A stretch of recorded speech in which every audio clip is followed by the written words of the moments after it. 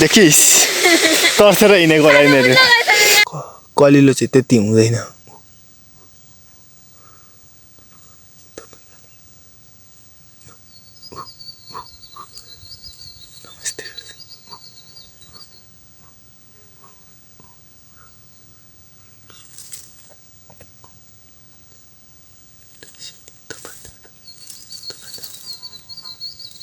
छिप्पेको चाहिँ छिटो हुन्छ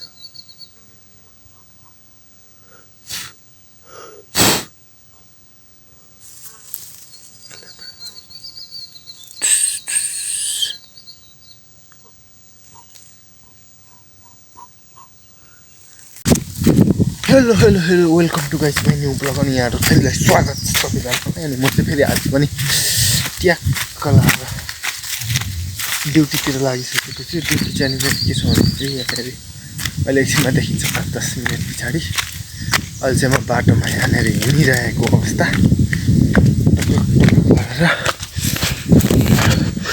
अनि यो चाहिँ हो हाम्रो कहिल्यै पनि नछुट्ने कहिल्यै पनि यो बाटो हिँडिराख्दा जहिले पनि देखिने डुलढुङ्गा यहाँ तल छ सेरा उस तल को मान्छेहरू हिँड्दै हुनुहुन्छ यता को मलाई चाहिँ थाहा छैन जो भयो नि हुनु चाहिँ हो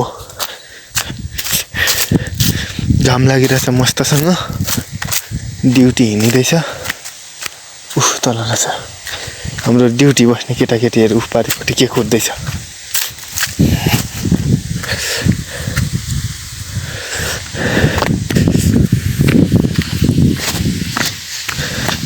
के खोज्छ यिनीहरू त्यहाँ छाता ओढेर हेरौँ नि त्यहाँ त्यस्तो उसमा शीतलमा एउटा चाहिँ छाता ओढेर बसिरहेछ एउटा चाहिँ के खोज्दैछ भ्यागुता खोज्दैछ कि के खोज्दैछ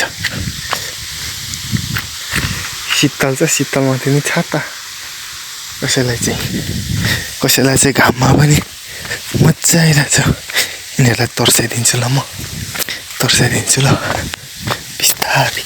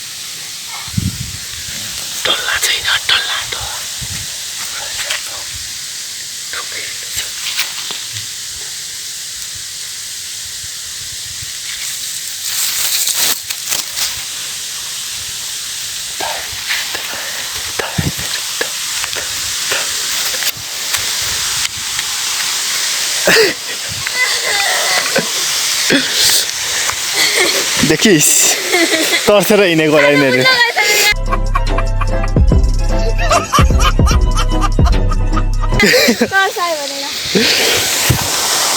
अनि भागिहाल्नुपर्छ तेरो भिडियो बनाइदिएको अनि म चाहिँ अहिले ड्युटी जाने बाटोतिरै छु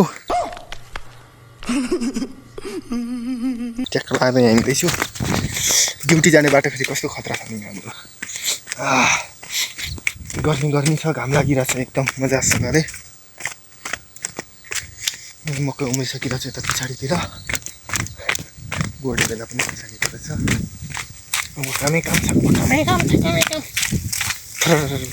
फेरि काम के गर्ने काम लास्ट गहुँ पाकिरहेको छु उता ल यता आउँदै गहुँ थन्क्याउनु पऱ्यो अनि फेरि के गर्नु पर्छ बाँझो रोप्नु पऱ्यो खन्नु पऱ्यो धान रोप्नु पऱ्यो फलाउनु पऱ्यो खानु पऱ्यो गाह्रो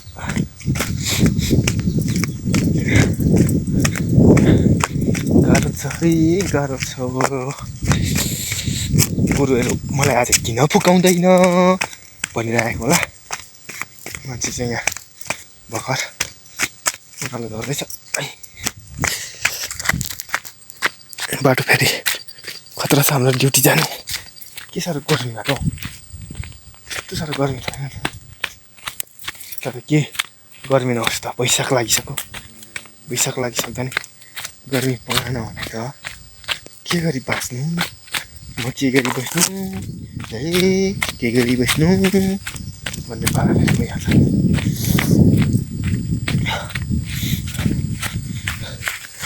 यस्तै छ जिन्दगानी दर्पण छ यहाँ छ माछाको टौवा परालको टौवा त्यति छ माछ तल्लो घरको त पुरो खुस्किसक्यो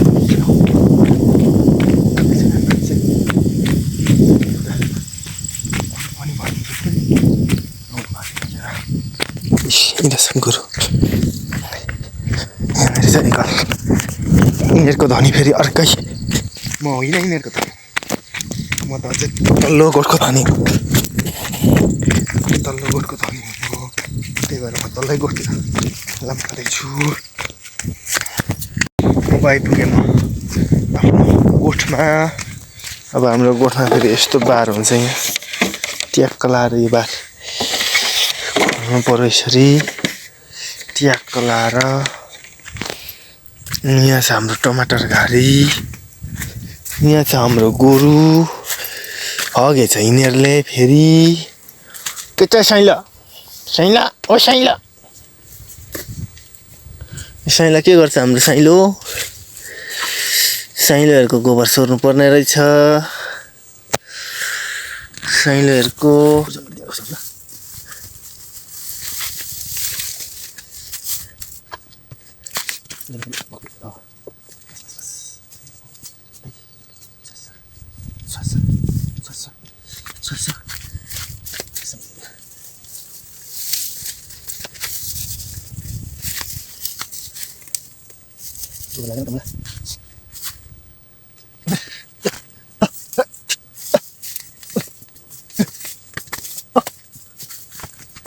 ini bol balik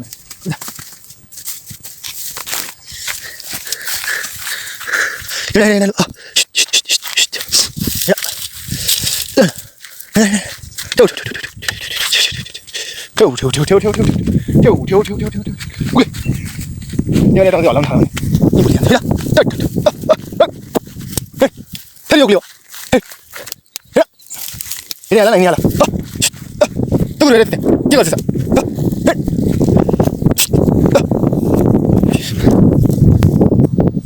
अब मेरो ड्युटी यतै छ ड्युटी सुरु भयो अब भरे बेलुका 5 बजेसम्मको लागि ड्युटी सुरु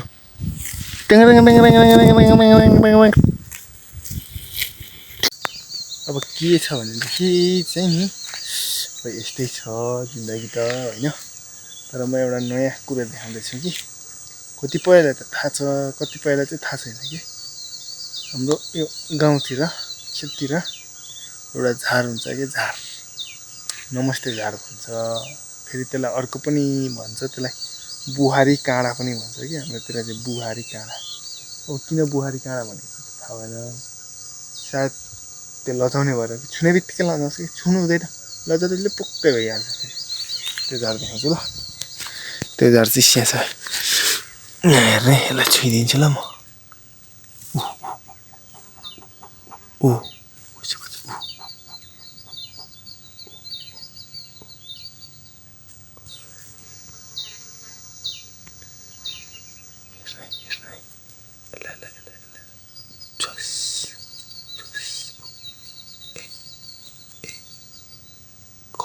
कलिलो चाहिँ त्यति हुँदैन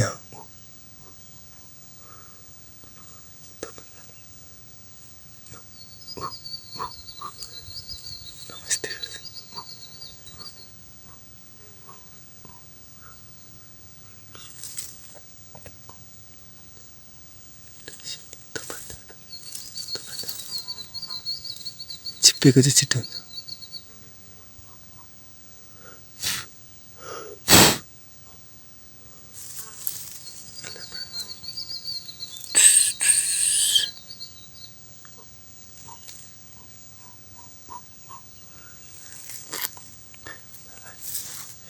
अब यसलाई यहाँनिर छ्वास्सै छिदिनुपर्छ सबै मर्छ भुचुक्कै भयो देखिँदैन अब लुको अघिसम्म पातै पात थियो।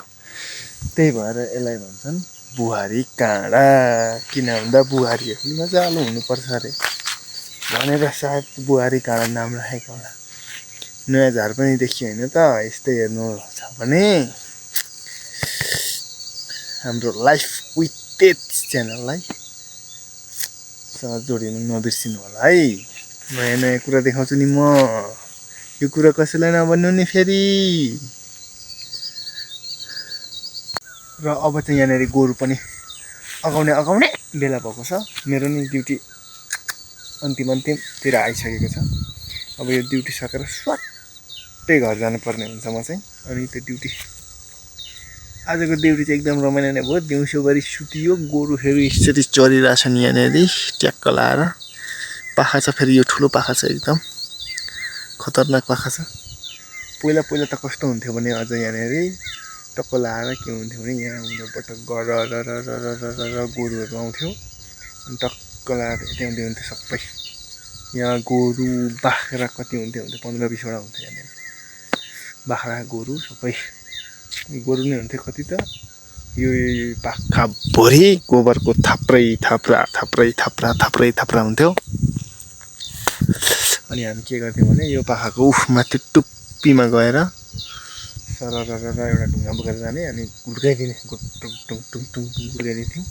अनि यो गरा हुँदै यता तलतिरको खेत हुँदै सबै भरिरहेको हुन्थ्यो। यत्रो थुप्रो हुन्थ्यो। यो बिस्तारै पाखाको ढुङ्गामा पाखामा ढुङ्गा पल्टाउने मान्छे कति हुन्थ्यो बाख्रा। यो उता बाजा छ नि जुन उतापट्टि यो सबै बाजाहरू केही थिएन। यो जङ्गलहरू केही थिएन त्यतिखेर। सबै खेतै थियो। अहिले मान्छेको अभाव हो कि सुखाएको के हो थाहै नपाएको अवस्थामा गर्दाखेरि अहिले चाहिँ अलिक जङ्गल बढ्दै गएको छ। अब यस्तो छ कि फेरि के छ भने अब यहाँ हेर्दा चाहिँ जङ्गल बढिया देखिन्छ। फेरि यसो अनुमान त्यो सर्वेक्षण हुँदै हेर्दा चाहिँ फेरि वन जङ्गलको प्रतिशत घटिरहेको हुन्छ। फेरि यता घर गाउँतिर हेर्दा भने वन जङ्गल बढिरहेको हुन्छ। खोइ अब कता सहर बजारतिर घर बढ्दै गाउँतिर बढ्दैछ। त्यस्तै छ, चलिरहेछ। त्यही भएर पनि होला हौ झन्डै यो गाउँ जग्गामा जङ्गल बढ्दैछ भने सहर बजारको प्रदूषणले पनि त्यति असर गरिहाल्दैन। नभए त मरिन्थ्यो नि। यस्तो दामी घाँस छ कि आम्माम खतरा छ नि हौ। ट्याक्क लगाएर चरिरहेछन्। घाँस पलाएर चाहिँ यस्तो मिठो फेरि यतिखेर के भन्ने रल्लैलाई। यस्तै छ जिन्दगानी हाम्रो घर गाउँतिर चलिरहेछन्। ल अब अरू त के भन्नु। भिडियो अब अन्तिमसम्म हेरिदिनु भयो त्यसको लागि धन्यवाद। अनि भिडियोमा नयाँ आउनुहुन्छ भने यस्तो अनि कस्तो हुन्छ यस्तो अनि यस्तो भनेको लाइक कमेन्ट सब्सक्राइब गर्न नबिर्सिनु होला भन्दै आजको भिडियोबाट बिदा माग्दै अर्को भिडियोमा भेट्ने बाचा गर्दै बाई गुड के भन्ने अब इभिनिङै भन्नुपर्छ होला अब। Good evening. के गर्ने सुत्ने बस्ने यस्तै छ जिन्दगी।